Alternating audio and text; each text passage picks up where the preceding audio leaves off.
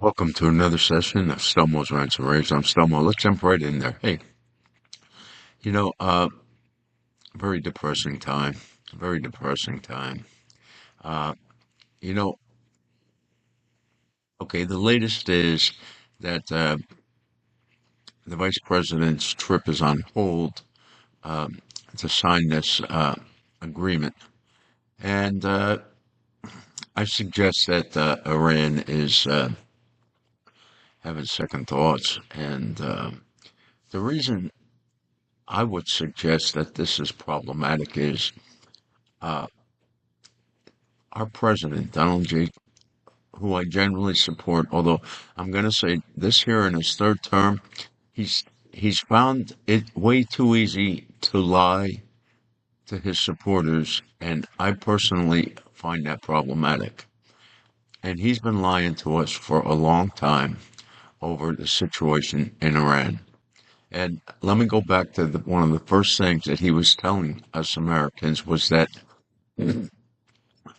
unconditional surrender was the only option. And then it changed to they're negotiating. And then, of course, then it became we surrender. And I have so many problems uh, with how this has transpired. Uh, so you have,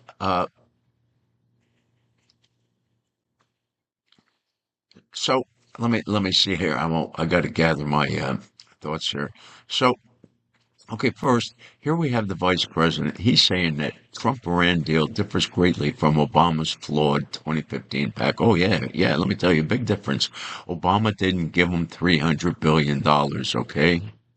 I mean, I can't believe that that is in the agreement. And of course, they're all lying to us and trying to snow us, saying, oh, no, no, no, no, we're not paying that money. Well, let me ask you this very simple question. And this question I'm going to pose uh, has a legal element to it. And so here is the question. Who signed this agreement? Or who is going to sign this agreement? Because, see, what they're lying to us about is they're trying to tell us that the Gulf states are going to be ponying up this $300 billion. But they haven't signed anything. They haven't agreed to anything. And one of the president's biggest problems throughout this whole fiasco is he's trying to do things without other important parties. And without those parties, it's just not going to work. In other words, gone is the day that people would, what I would say, blindly following President Trump. You know, I have pulled this up here, and let me go to this because this goes back 8 years ago. And this is an executive summary from factually.co. And let me read it. Donald Trump explicitly said, I wish I could stand in the middle of Fifth Avenue and shoot somebody and I wouldn't lose any voters, end quote, during a campaign stop in Iowa on January 23rd, 2016. The remark was widely reported at the time by, and then it lists all the mainstream media. And it concludes the line was delivered as a boast about the loyalty of his supporters, treated by many news organizations as hyperbolic campaign rhetoric rather than a literal admission of intent. Well, you know what? Anybody who thought that that was a literal admission of intent is obviously a leftist loon that's fried their brains somehow in past times because he was merely commenting on how loyal his voters were. Well, I suggest here in his third term, he's starting to lose those voters. And he's losing these voters because he keeps lying. He keeps lying. He lied to us about the Epstein file. He told us on day one the whole file would be released. He said, I heard him say it on I don't know how many campaign stops. It was all part of his campaign stump speech. And then we don't get it because why? Obviously, there is a person or persons in that file implicated committing crimes against children. And this person is just too big to touch. You know, kind of like we have banks that are too big to fail, that we bail them out when they do all of their crazy lending to subpar customers. And so this is just uh, it's uncanny. I mean, Donald Trump actually had the opportunity to be, in my opinion, the greatest president the United States ever seen. And now I'm not sure where he's going to end up on that scale because, you know, Donald Trump, in my humble opinion, was starting to be a little bit more honest when he made the comment that, he's trying to avoid a Great Depression worse than 1929.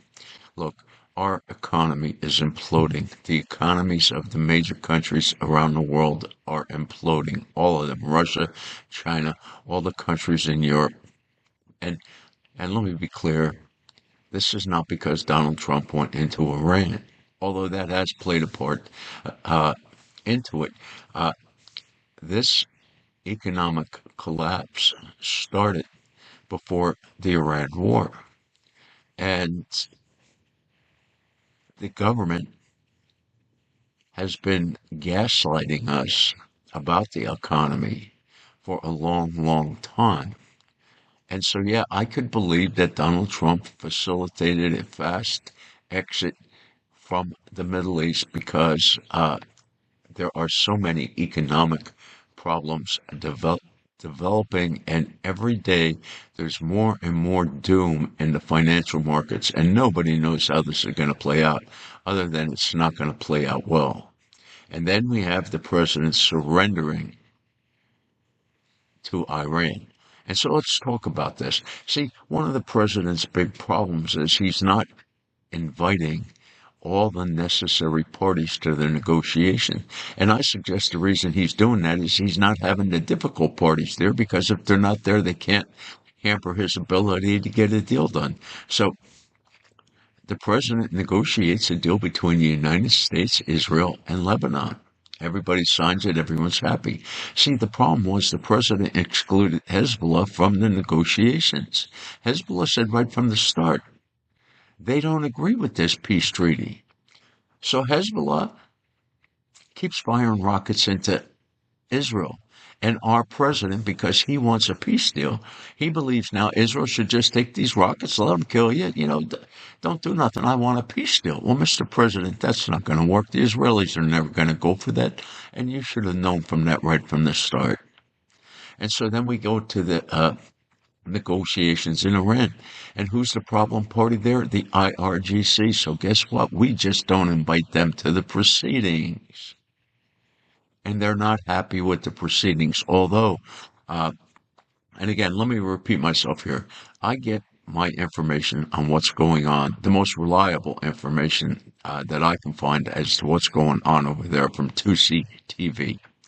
Mayar Tusi was, I believe, 14 years old when he was able to flee Iran with his mother. His father still lives in Tehran, and he talks to his father regularly. He also has plenty of other relatives in Iran, and we were getting a very good picture as to what was happening from him. And long, long, long before the mainstream media started picking up on what was going on in Iran, Tusi was getting, new viewers at the rate sometimes 10, 20,000 a day. He went from, he had a reasonable number, but I think he's certainly over 1 million now, and I believe he's over 1.25 million. And so we've seen what's happened there. And it was the president who came out and encouraged the people of Iran to take to the streets and take back their government. And I knew from watching Tusi TV that once that got around Iran, and at that time their internet was working, so people were able to find out the size of the crowds that were turning out nightly to protest more than doubled because the president says, we got your back. And he warned Iran, don't start killing these protesters or you're going to deal with us. And okay, we did get involved, but they started, right from the beginning, they were killing these protesters, and I would suggest that the actual number of people killed is much higher than is being reported. But it's continued until this time. And the people of Iran are really, really, really now, I'm going to say they're cautious. They don't know if they've been played or not, but it would appear if the president enters into an agreement with this uh, Iranian regime, the people of Iran, I'm not sure that they're ever going to forgive the president in the United States of America. And if that's what he wants for his legacy, good luck with that, Mr. President, because you have a whole host of stuff coming down the pike with this economic disaster that we're approaching. And yeah, I understand you got to work on it, but you also must have victory in Iran because even though the economic malaise started prior to the war in Iran, certainly the war in Iran has magnified the problem. And the only thing that's going to stop that is for you to go in there and finish the job. You're 80% of the way there. And you know, I, I get so depressed when I hear these people. I hear Higseth and the other ones out there, saying, "Oh, if Iran doesn't abide by this deal, we're going to go back and bomb them into the Stone Ages." Look, you tried that. It's not 100% successful. But you know what? You killed so much of the IRGC that it wouldn't take a lot. And I know it would require some boots on the ground, and most people are anti-boots on the ground. But most people are just inherently pacifists. And so they don't like conflict, they don't like war. But this is very important because, you know, Tusi has played us clips of Iranian generals, admirals, whatever their rank is, high ranking IRGC officials. And they're all saying, yeah, we're going to enter into, we're going to be quiet on this agreement. We want that money. And once we get the money, we'll be able to reconstitute. And they're putting this out there. Of course, the mainstream media doesn't cover it, but they're saying, yeah, we're going to use this money and we're going to reconstitute Hamas, Hezbollah, the Houthis. We're going to rearm them and everything and continue the thing.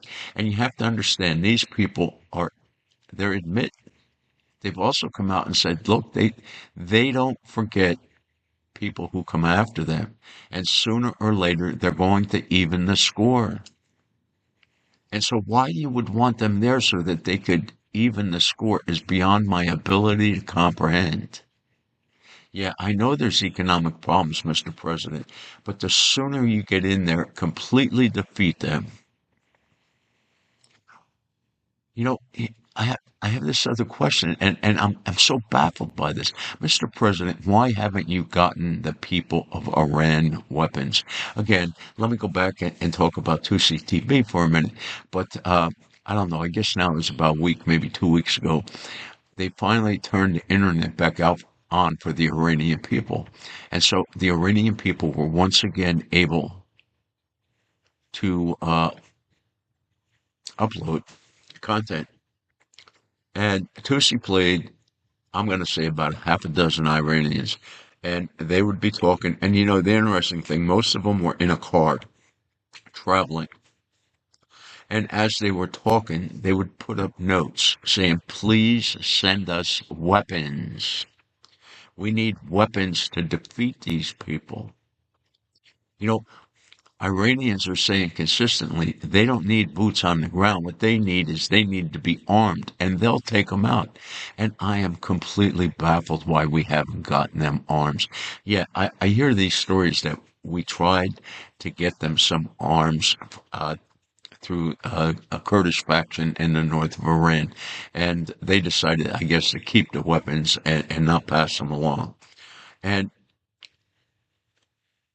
I'm not necessarily too concerned about that because uh, this sect of the Kurds is not anti-American, and they certainly do fight Iran uh, over their area of control that they have in northern Iran.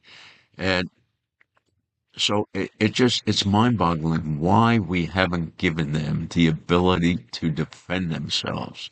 Instead, we're going to surrender to them. We're going to give them $300 billion. And the only ones who are going to sign this agreement are the United States and Iran. We're the only ones, it's like basic contract law here is involved. We're saying they're going to get $300 billion. And of course, they're gaslighting us, saying, oh, no, it's not coming from us. Well, there's only two people who are part of this agreement. What do you do? I know what you're going to do. It's going to be the same thing that the president is now doing with Israel. He's condemning them and everything because they're continuing to defend themselves because their country keeps getting attacked on a daily basis. You know, the reality is Israel was attacked uh, in a heinous attack on October 7th, a day that's not going to be forgotten for a long time for many Israelis. And I get that. But what happens in Iran and these Muslim countries have this down to they might as well get a patent on it because the minute Israel starts to retaliate, they all start crying and everything to the United States that you got to end this. And the reality is, and you know, I was a longtime student of the late, great Rush Limbaugh. And Rush used to tell us all the time that, until a war is fought to its logical conclusion, when you have a party who actually sues for peace, you're never going to have peace. And that's what happens in the Middle East. We keep stopping Israel. Israel keeps getting attacked. Israel keeps losing people. And no country should have to live like that. None. This goes back to the 6 Days War when again, Israel was attacked by a number of Arab countries. And within days, Israel was on the verge of overtaking each one of those countries' capital cities. And of course, they were panicking. And who'd they come crying to the United States? Oh, please help us get this war stopped. Well, look, they started the war and then we forced Israel to end it. And in 6 days, the war ended. And then some of the land that Israel occupied once they were attacked, everyone's demanding it be given back. Since when is that the end result of a war? It's called the spoils of war. I don't think Israel should give any of the land back. It's a lesson. Don't attack us again, because if you do, you just might lose a lot more land. And so, uh, and of course, we have now in America this growing trend where people who are anti-Israel. And look, I do have myself a problem with the Zionist movement, but I'm able to differentiate between the Zionist movement and just common everyday Israelis. And it's just, you know, I just can't imagine living in Israel. They have to take so much, and we're constantly taking the hands off of them. And here they keep getting attacked every day. Again, yesterday they were attacked by Hezbollah. Hezbollah said right up front, Mr. President, Hezbollah told you that they were not a party and they did not agree with your peace agreement. It's your fault, Mr. President, for not inviting them to the proceedings of the peace talks. And the reason you did that is because you knew you couldn't get an agreement if they were there. And the Iranians, they're milking this. This is you might as well say the Iranians because they're acting under Iranian leadership. And Iran is the one, or let me rephrase that. And I've, like many others, including the mainstream press, I fall privy to this, where I'm not correctly differentiating between, the parties. And I don't know, this has me just so frustrated because it does not bode well. Look, I'm an old man, okay? I've lived most of my life. I'm in the final chapters of my life. I feel sorry for the young people today because they're going to be answering for this mistake if the president does this. Like I said at the beginning of this, Vance's trip is on hold right now. And that's because the Iranians are demanding that Israel leave Lebanon and stop their attacks. And Israel's saying, well, wait a minute, you got to stop Hezbollah. And let's go back a little bit further. I don't remember off the top of my head when it was, but Israel has entered into a peace agreement in the past with Lebanon. And as part of that deal, Lebanon agreed that they would dismantle Hezbollah. And then, like always in the Middle East, they just didn't do it. And so Hezbollah exists. They got thousands of rockets and they keep firing them on Israel. And Donald Trump apparently thinks Israel should absorb these blows because he wants a peace deal. Mr. President, right from the very beginning, a couple months into your administration, I was upset with your administration when you came out and claimed the BLS numbers. And for those who don't know, BLS is Bureau of Labor Statistics. And throughout the Biden years, they were all phony numbers because they would all get revised downward. So any increase that would initially be reported was often taken away by subsequent generations or subsequently to that. And so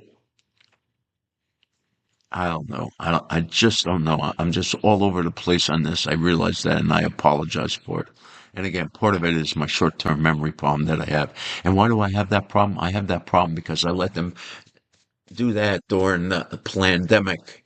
And it's well documented how as people age, people who took those put that poison in their body are having problems with their brain. And so, I've seen all the doctors, I've had all the tests, and they're all baffled. But they're not really baffled. They just can't come out and say because I get my health care from the Department of Veteran Affairs, and these are government employees, and they don't feel comfortable saying, well, gee, this could most likely be a result of your taking this nonsense that we put in your arm. And what have we done about that, Mr. President? What have we done? Nothing. Your administration is doing nothing, really. Yes, you closed the border, and I appreciate that along with most other Americans. But most other Americans also want all illegals deported. And you've decided now that you've had enough of that, and you've stopped it. And yeah, they keep lying to us here in Florida. They're lying to us about, what is it called? Alcatraz. Anyway, the internment facility that they built in the Everglades for illegal aliens who would be deported. And they're saying that they're closing because of the approach of hurricane season. Boy, that's some nonsense if ever I heard it. They're closing it because they're not arresting the people like they were, okay? They pulled back. The president, he's falling for, the loony leftists. I mean, I've always envied them for the organization that they have.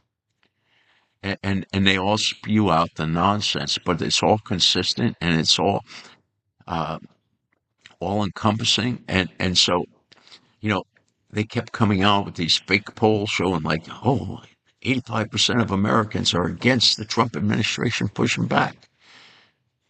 No, that's a fake poll. All the polls, all the reliable polls have consistently shown the majority of Americans, the vast majority of Americans, they want a lot of things done.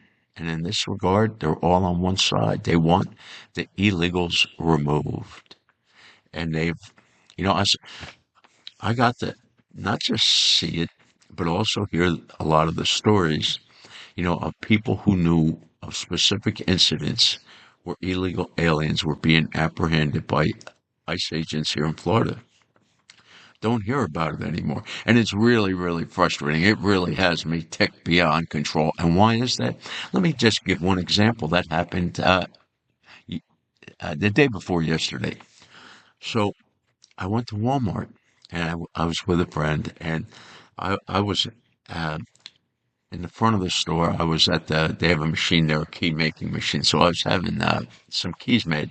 And unfortunately, the machine was super, super slow. It was the slowest key making machine I've ever seen in my life. And so my friend said he was going to go to get another item. And we'd already looked it up on our phones and Walmart app. And so we knew where it went. So he went to there. And then when I finally got the keys, now I expected that he'd be back already with the item, but he wasn't. So I went to find him, and he was still there. And he's talking with an employee, and he's trying to find out. He's saying, "Hey, here it's saying it's in this aisle. Can you show me where? Because I don't see it." And you know what the problem was? The woman didn't speak hardly any English. I went into a CVS, and the clerk spoke no English. And this has happened more and more. And I live in a very red county in a very red state. And so if this is happening here, I can only imagine what is happening in the rest of the country. And you know, they've consistently over the years lied to us about the number of illegal immigrants in this country. You know, they're trying to tell us, I think, what is it, 17, 18 million? Nonsense. Nonsense. It's at least 4 to 5 times that amount. I don't care where you travel to in America anymore. You, you see so many Spanish speaking individuals. And it's now getting to the point where Spanish is, they're so prevalent here. Stores like Publix and Walmart and everything, they're increasing the section of goods that they have for products uh, that these Spanish people consume. And and it's becoming so encompassing that English items are disappearing to have room for all of this Spanish stuff. Americans don't like this, but yet our president has decided that people want to keep all these illegal aliens here. Yeah, there are some being apprehended. Yeah, I got that. But it's not like the all out effort that they were. You know, right from the very beginning, I used to get so upset with Tom Homan because I would listen to Tom Homan talk about all the things that they were going to do. And he said, if you impede with ICE, we're going to arrest you. And then we would watch video clip after video clip after video clip. And you got all of these people. They're getting in ICE's face. They're breaking the windows in the cars. They're standing in front of the vehicles and refusing to move. And how many are getting arrested? None. Zippo. Okay, now I think in some serious cases, they did go back and indict some of the individuals, but I can't understand why they're letting so many of them, even now in New Jersey. The illegals are now running that asylum up there. And it's shameful. It really is shameful. And people thought the Trump administration was going to make a difference. And it started out that way. It looked really good that way. And yet again, I'm going to thank the Trump administration for closing the border. But Americans should not be required to assimilate to their culture. But we're pandering to them for whatever reason or reasons. And I think a lot of it is because a lot of these politicians are accepting money from these globalists. And they want to see this country brought down. And the sooner Americans realize that we are on the verge of the collapse of this country, there are so many problems. And I know I'm ranting and raving today because I'm so upset with this damn peace, alleged peace deal, or it's actually a memorandum of understanding, which the mainstream press keeps calling a peace treaty. There's no peace treaty here. We surrendered to them, okay? You got the president now coming out and saying, oh, yeah, I don't see any problem with them enriching some uranium. Yeah, and that's no problem. Oh, yeah, Mr. President. You see, you're lying either now or you were lying before when you told us it wasn't going to be that way. And people are starting to wake up to your lies, Mr. President. And yet, I've said it before and I'll say it again, you're privy to a lot of information that we're not.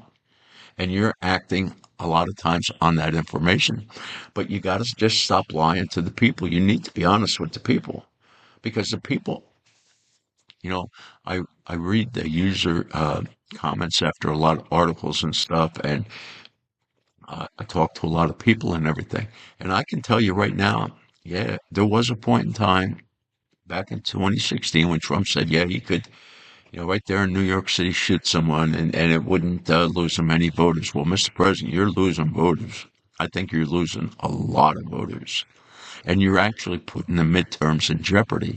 And I know that you're falling prey to this pressure to end this so that they can concentrate on the midterms. But the problem is you have to end it. If you'd have not stopped, if you'd have kept going and did what was necessary, did what the Pentagon said, put limited troops on the ground, in select areas, take out the last elements of the IRGC, arm the Iranian people, let them take out the rest, and let them have back their country. That's what has to happen, because once that happens, the Strait of Hormuz truly can be reopened. But right now, this is a, you know, it's not happening. And so what's happening is the closure of the Strait of Hormuz, and there are some ships taking uh, the one path furthest away from Iran. At night they're doing it, and they're being escorted apparently by our military. So they are getting some oil flowing again, and this is being seen a bit at the pumps. Here in Florida where I live, gas had gone up to about 4.50, and it's now about $4 a gallon. There are some stations that are 3.86, 3.89. So that's a positive sign, but it's still a significant amount more than we started with, and all of these issues are just hurting you, Mr. President. You need to go back. You need to review. You need to listen to some of your rallies to see what it was that you promised us. And you need to go back to how you did it in your first term. In your first term, you either accomplished everything you promised on the campaign trail, or we could see that it wasn't for lack of your trying, but someone else, whether it be Congress or the courts or whatever, were the roadblocks which prevented you from doing it. This time around, it's a whole different ballgame. And I know that there are people who are claiming the reason it is different this time around is because this time around, Mr. President, you accepted money from special interest groups. And there are those who speculate that those special interest groups are now calling the president saying, hey, remember, we're the ones who financed you to get here. So this is what we want. This is what we expect you to do. And that's what's happening. And it is shameful. It is really shameful. And so, in closing out, I again want to read this headline from the vice president. And let me give the vice president some advice. You're saying that right after the midterms, you're going to announce whether or not you're going to run for president in 2028. And I think it's a foregone conclusion. I understand why you delayed the announcement because of campaign finance laws and the like. So I get that. But you're coming out here because what you're saying is, and let me read this, Trump-Iran deal differs greatly from Obama's flawed 2015 pact. It does, it does, it does. It is definitely, they're two different pieces of paper. And all I'm going to say is the Obama plan was a little better than the Trump plan. This 300 billion is never going to work well. I don't know why. I got an idea what the president's thinking, but you should have thought of that, Mr. President, right from the beginning, because you know what? The economy has been a problem. It has been a problem, and we're going to lose the country. I think pretty much it's a foregone conclusion now. And the reason we're going to lose this country is you know, I mentioned before you have the Bureau of Labor Statistics and their jobs numbers that they come out with uh, are phony. Okay, there's no other way to put it. They're phony. Well, you know what? The BLS, and I just recently found this out. I'm amazed at as much news as I read and watch that this wasn't something I learned earlier. But I learned that it was the Bureau of Labor Statistics that also produces the inflation numbers. And the reality, Mr. President, is just as phony as those job numbers are. The inflation numbers are just as phony. And what's happened now, and this continues, every month there are more and more people who just do not have, and it's not for lack of trying on their part, they just do not have the money to pay all their bills and live life the way they had been living it. More and more people are leaving the middle class and going to the lower class. And let me tell you what, these people find uh, socialism very attractive because socialism provides them allegedly free things. Yeah, they're really free, right? Well, they are, you know, these people have nothing. They're struggling to survive. So, hey, the thought of possibly getting some free stuff. So we have a socialist mayor in New York. It looks like we're going to have a socialist mayor in Washington, D.C. And you're going to see all these cities elect socialist mayors. And why is that? It's because the lower class is hurting, Mr. President. And you know, it can't really be fixed easily. And why can't it be fixed? Because we keep spending so much more money than we bring in every year. It's that simple. We're nearing the end of our credit limit. And I know there are those who say that there is no limit because the United States could just print money. Yes, they can. And we could have it where you need a wheelbarrow of money to go down to buy a can of Coke. So, you know, I'm really a pessimist when it comes to the future of this country. You know, I was so optimistic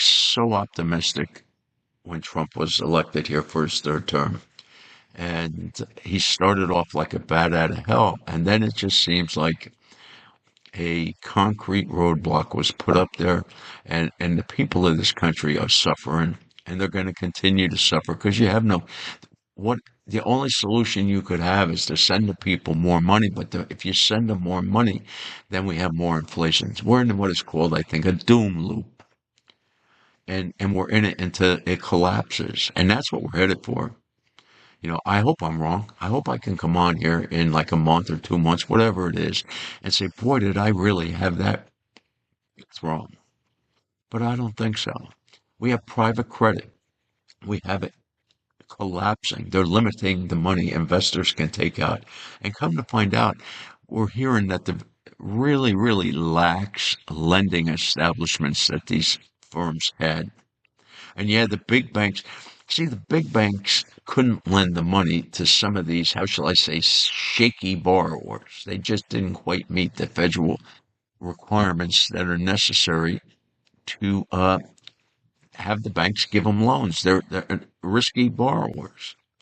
So they have where these people now go to the private credit to get the loans. And okay, I don't I don't necessarily have a problem with that, but the problem becomes the big banks are lending money to these private credit firms to lend out to the people that the banks themselves can't directly lend to. And somehow they think that this is going to have a better outcome. Well, come to find out, you have these institutions, they were pledging the same collateral to 4 or 5 different financial institutions because they were borrowing money against that collateral from multiple sources. And now people are realizing as these places are going defunct, we're finding out that, hey, guess what? All of this collateral, all of this security for these loans, it's not really there. And these loans are now all going bad. And we're talking billions and billions and billions of dollars. And all of those losses are in one way and or another going to filter their way back through our economy. And it's not going to be pleasant. It is not going to be pleasant. But all of this can be known. You know, going back to when the president first took credit for the BLS numbers in early part of his administration, you know, I was cringing. I'm saying, where are these Republican pundits who every month would condemn the numbers when they came out during the Biden years because they said it were phony numbers that were just going to be revised downward? And Trump took credit for it. Nobody warned him or anything, apparently. And then when he found out it was revised down so much, he was He was enraged, and I get the part that he was enraged, and I accept that he might not have known, but he has advisors. He has Lutnick and Besant and others there who can tell him, Mr. President, this is the situation. Anyway, that didn't happen. So the president fired the head of BLS, put his person in there. And so now he's getting good numbers, and yeah, they're revising them, and they're revising them upward.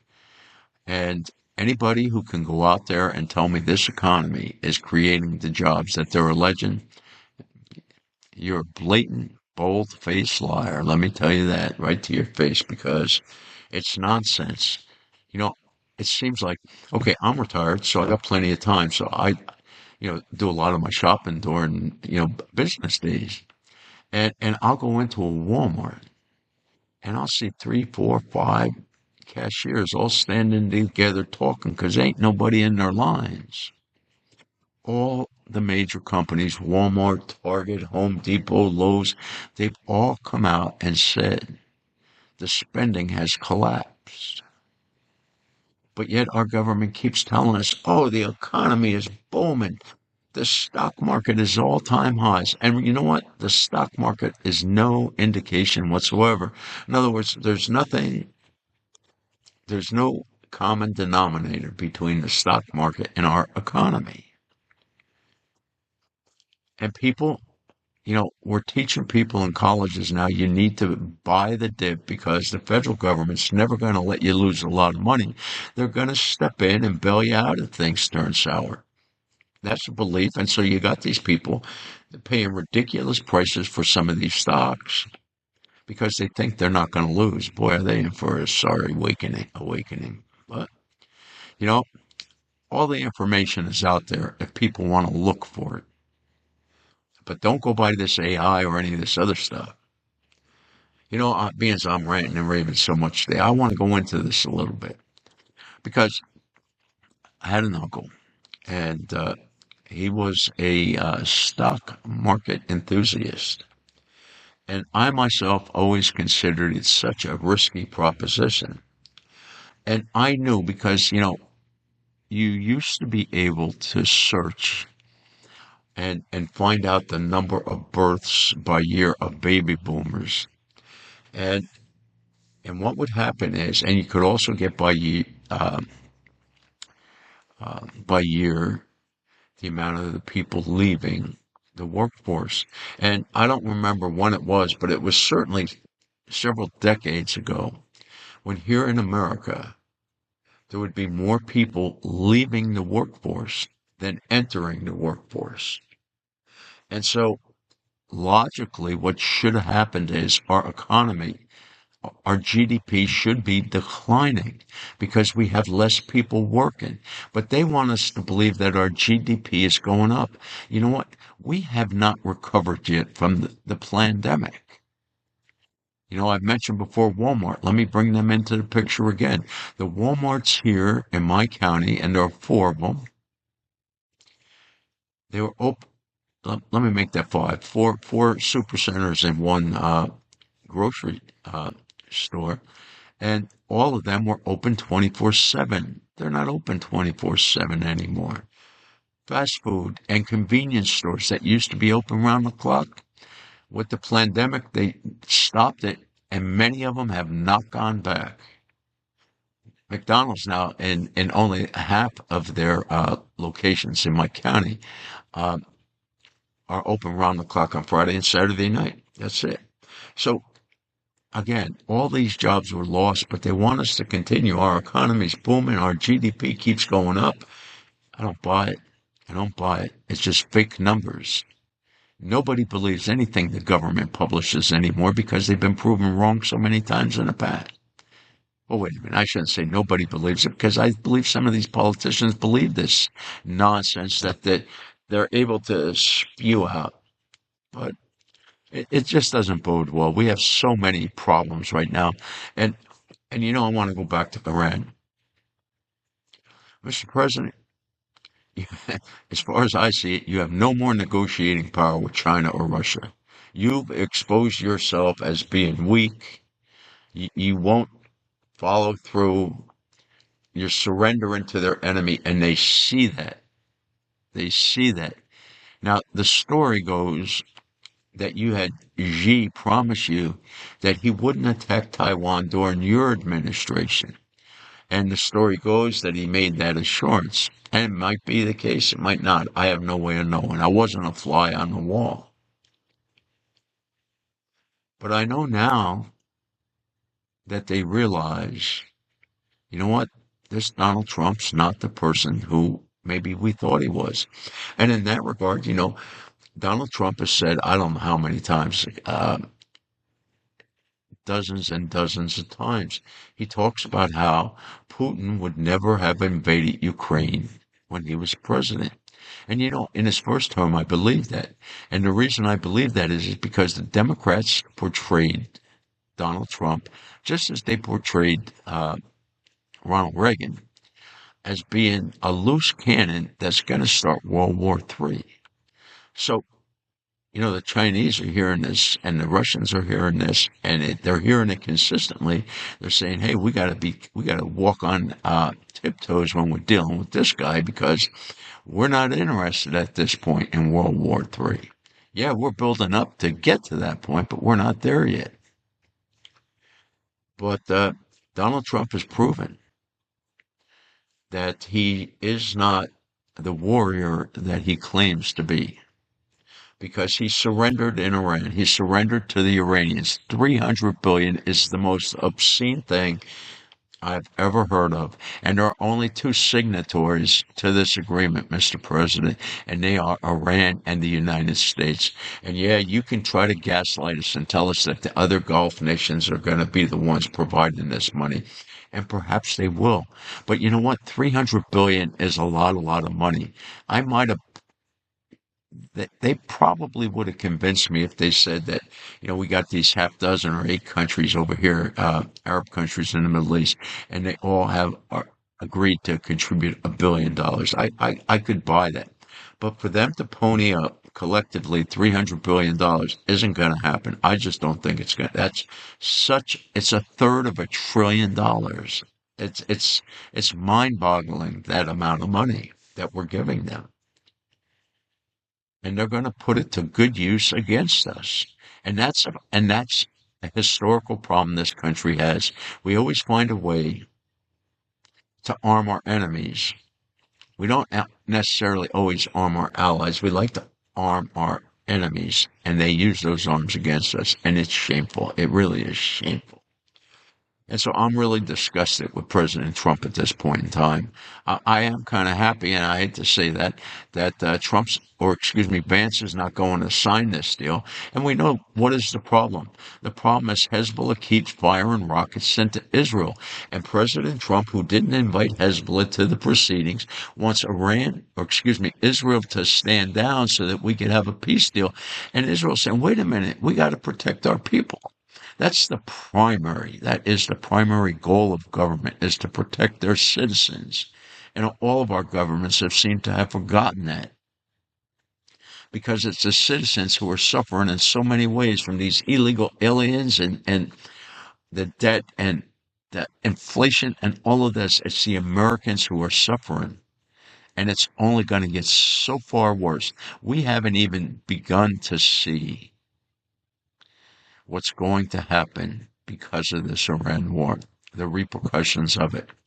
If this was, and let's just say we find out this is fake news, that Vance is already in the air and he's going to go and sign this, and let's just, for the sake of argument, say this is a final peace treaty, which is what many are representing it to be. But this doesn't provide any peace. It gives us basically 60 more days of a ceasefire while they continue to negotiate. Well, you know what? They're really not interested in negotiating. What they are interested in, Mr. President, is exactly what you gave them. You opened it up so their ships have been able to sail, and they're able to collect the millions of dollars that they're going to get in payment from that oil. So they're going to have even more money to acquire more arms to use against us. Great, great, great plan there, Mr. President. And you know what? You're going to be forced to go in there and finish this job.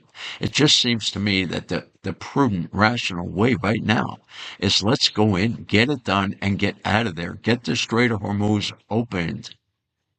Get it fully open. Yeah, you have some ships going through it right now, but there's also a lot of other ships that are a little dubious of this, and they're afraid of putting their ships through there because they're unclear whether or not what may happen from the Iranians. And again, the problem is the president didn't invite the IRGC to the peace proceedings because he knew they would be a problem. So we'll just bring the pacifists in. And I think he believes he's going to be able to threaten the Iranians into submission. And they've already proven that's not going to work, Mr. President.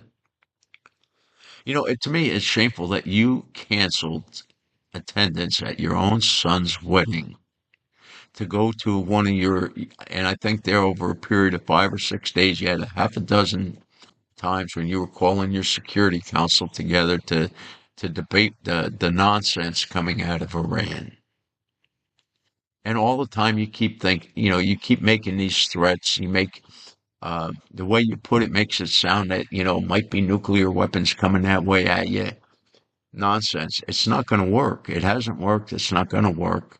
The only thing that's going to work is what many people thought, Mr. President, you were going to do.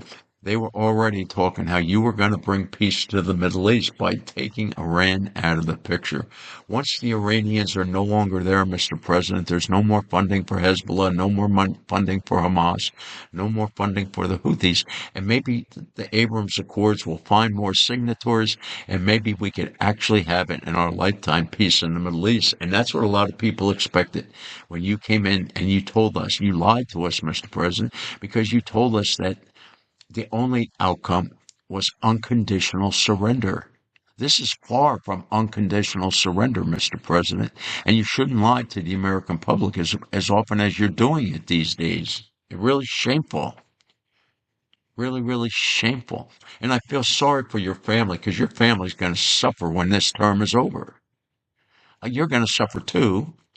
And that's your DOJ's because they don't prosecute politicians, okay? It's very crystal clear.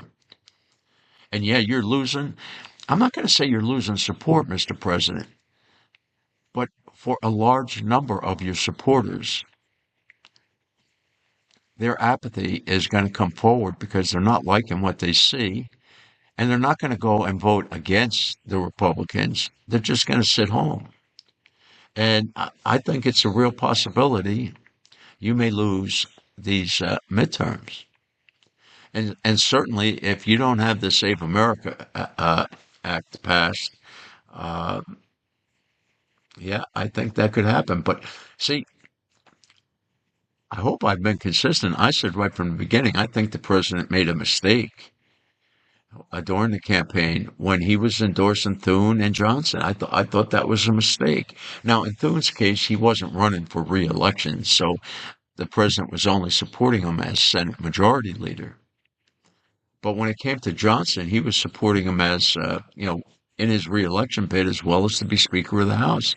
And okay, I might have endorsed it, Johnson for reelection, but I would say, well, I'm going to leave it up to the Republican caucus to decide who the Speaker is because you have two rhinos in there. It should have been evident from the start. In Johnson's case, you had his you had his fellow Republicans who were outraged because he lied to them on multiple times. He promised them he wouldn't do what he kept doing, and yet he kept doing it. And what was it that he was doing? At the last minute, he would be throwing in all this pork into the spending bills.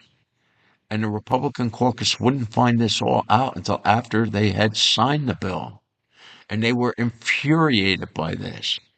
But the Republicans, they looked at the Democrats. They looked at Nancy Pelosi, who says you have to agree to and get this law into effect for you to find out what's in it. Republicans say, hey, that's really a great idea. We're going to pull the same nonsense. It's not going to bode well. The country's falling apart, and I think most people realize this. The people I talk to are all they just shake their heads, Mr. President, and I'm sure there are others to blame besides you, Mr. President, but you are the president. Barack Obama so infamously said, the buck stops with you. He changed the saying. So I guess maybe you can go with his saying, but most Americans believe the buck should stop with you, Mr. President. And that's not always fair. I'll agree it's not always fair, but it's the way it happens in this country. It just is the way it is. And with that, I've been ranting and raving for close to an hour now, and I apologize if I didn't have everything together maybe as I should, but I have this short-term memory problem. I'm going to continue to keep the audience informed of the progress and everything that goes on with this because, yeah, I understand HIPAA. I've read it multiple times. I know the law is there to protect me, but I also know that I'm the one who can waive it. And I don't mind waiving it. I got nothing to hide with what's happened here with my memory problem. And again, for those who might be just listening here now, let me say, I know from the medical test that I do not have either dementia or Alzheimer's. I don't have either of them. Both of those require amyloids to accumulate on, I don't know, brain cells or however that works. And it's that accumulation that prevents the brain from functioning correctly, and it leads to the memory loss problem that eventually takes people's lives. I don't have that. And doctors can't tell me what I do have. And I've said I get my health care from the Department of Veteran Affairs, and I talked to the top neurologist at the hospital, the head of the department, and she's unable to come up with a diagnosis other than just keep coming back and we'll keep checking to see how you're doing. And I disagree. I think they all know that this is a result of, and nothing. What has the Trump administration done in that regard? Nothing. Fauci's still running free. You know, Millions of Americans are going to die because President Trump and his DOJ are not prosecuting these people. Now, I know there are those who are going to say, well, Fauci has a pardon, but that's a phony pardon. I believe the courts should overturn it because I think the evidence is clear. I think ex-President Biden has come out and said, at least in limited cases, which includes the Fauci pardons, he was unaware of them. So I believe that it's easy to have them overturned if you pursue it. But the problem with this administration is they're not pursuing anything. You know what it is that they're doing? They keep telling us of all these investigations.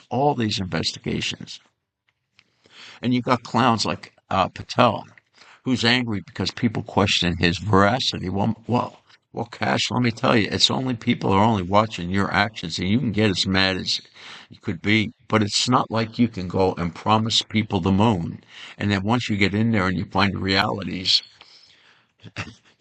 go against everything you said. You were proven dishonest along with Bongino when you released the video of the Epstein tier. And clearly people could see that orange jumpsuit where somebody was sneaking past the view of the camera. And then we found out here relatively recently, maybe a month ago, maybe two, but no more than that, I don't think, when they released their some of the paperwork. And in the paperwork, they themselves knew that that was there. But they never offered any explanation to it. They just told us, look, take our word for it. He commits suicide. There's no evidence of anything else. Well, there is evidence. And people think you lied. And people are absolutely convinced that there are people who are getting away with numerous crimes against juveniles because somebody is too big to prosecute. And nobody should be too big to prosecute, Mr. President. Mr. President, they tried putting you in prison. I think they're going to continue that quest once you're out of there because there's no push. Just listen to what these loony leftists are saying they're going to do if they're ever put back in power. That should be terrifying to you and every Republican. You would think every Republican would be jumping on the bandwagon of the Save America Act. But see, and again, yeah, history teaches us so much stuff. And what these people are going to find out, they're saying, hey, we're part of the deep state and we're playing along with them. And that's going to save us. But it never works that way. It really doesn't, because eventually they're going to come after you because you're an enemy. That's why when socialists consolidate power, the lines of gurneys going in to the morticians is extensive, in many cases in the millions, because they have to get rid of their opposition, and they have to scare the people who aren't quite the vocal opposition. They have to scare them into submission, because they know their socialist policies are only going to work for a short time. Margaret Thatcher so famously said, the problem with socialism is sooner or later you're going to run out of other people's monies. You know, a lot of these billionaires that are fleeing California, New York, and these other places for places like here in Florida and Texas and a few other states, uh, you would think that they would be pouring millions and millions of dollars into the Republican Party, but I don't see that necessarily happening. And you have to wonder, because if these socialists are able to fully take over, and right now they're well on their way to doing that, there's really no opposition, because I don't know that there is an answer to the inflation problem. I think, you know, again, they like to change the definition of words to gaslight the American public. But the textbook definition of inflation has always been, and it's simple, an increase in the money supply. The rise of prices is a symptom of inflation. It's not the actual inflation. And when people understand that correctly, it's easy to understand why we're going to have inflation, because we are spending so much more money than we're taking in. We're now every year borrowing trillions of dollars. It can't go on. I mean, these politicians, so many of them say, oh, this is unsustainable. And as unsustainable as it is, because I agree with them, it is unsustainable. They keep pushing forward. They haven't done any slowdown in the spending. And so every day that this problem is not addressed means when the ultimate outcome happens, it's going to be that much worse. And yet, I think Donald Trump came the other evening when he came out and he talked about trying to prevent a depression worse than 1929. I believe that that's now what he's worried about, but I think it's far worse. I think, well, certainly our economy, along with all the world economies, are collapsing. People are losing jobs at record numbers. Don't forget about the BLS numbers. Just keep looking. Yesterday, I never heard of the company because they're not in this part of they're not in Florida, at least not anywhere in Florida where I travel, where I can see it. And they're closing 175 stores. And this is just the signs of our times. You see it almost every day if you dig far enough. But they keep telling us there are more jobs out there than Carter has liver pills. And one of the tricks that they use is because every month the number of full-time jobs decreases and the number of part-time jobs increases. So what's happening is a lot of people who have full-time jobs are also having to take one or two part-time jobs because inflation has destroyed them. And it's continuing to be, the problem is growing exponentially every month because there is no solution. And if there is some solution that I'm unaware of that they could pull off, they don't seem any too happy to or anxious to be doing this. Instead, they're going to let the people suffer. And every month now, Mr. President, it's just going to be worse and worse for more Americans. And and while I don't believe that the war in Iran is the sole cause of this problem, it has magnified it a bit. And that's why I have been consistently saying the ceasefire was the worst mistake you've made of your presidency. You should have continued. You should have put the boots on the ground, limited numbers of boots on the ground, in just small areas.